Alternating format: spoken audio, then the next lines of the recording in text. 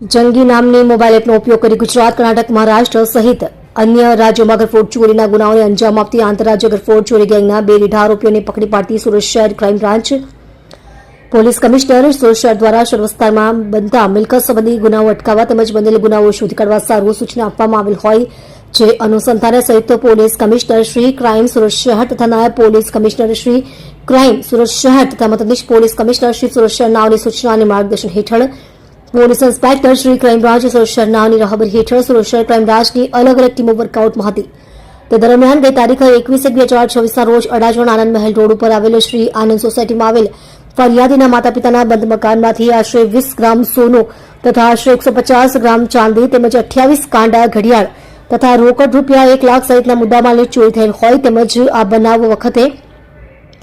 Adajan new Rander road પર આવેલ જશવંતી નગર ખાતે ફરિયાદી બહાર ગયેલ હોય અને મકાન બંધ હોય તે મકાનમાંથી ભગવાનની અલગ અલગ 3 મૂર્તિ આશરે 450 ગ્રામની તેમજ રોકડ રૂપિયા 3000 અને સીસીટીવી કેમેરાનું ડીવીઆરની ગરફોડ ચોરી